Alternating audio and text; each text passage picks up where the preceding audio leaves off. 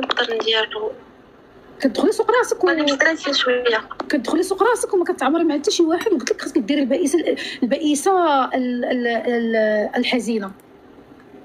زعما راني داخله سوق راسي وكلشي. ما يمكنش تكوني داخله سوق راسك وكلشي وعاطي المساحه فين يتصل عليك شي واحد. كل مره كنكون بحال هكا دايزه واعره ترمى عندك.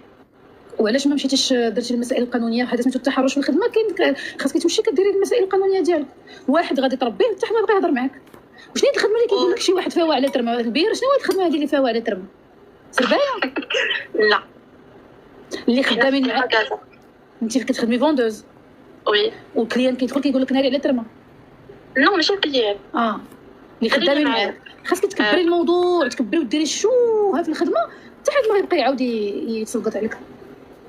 واضح الموضوع. هادشي كنفكر في هذاك البلان اللي كتقولي ديال لا غادي تمشي غادي تكبري الموضوع. لا تكبري الموضوع وتحضري ديري المسائل القانونيه ديالك، حيت في وسط الخدمه ديري ديك الشوهه ديال الزنقه ما خداماش. بصح الشوهه الزنقه في بلاصه الخدمه ما خدامش، غتسمي انت ما احترمتيش الخدمه. هو ما احترمش، خاصك تتبعي المسائل القانونيه. واحد غادي تربيه حتى ما يبقى يهضر معاك. بصح. شي سؤال اخر؟ لا هذا هو المشكل.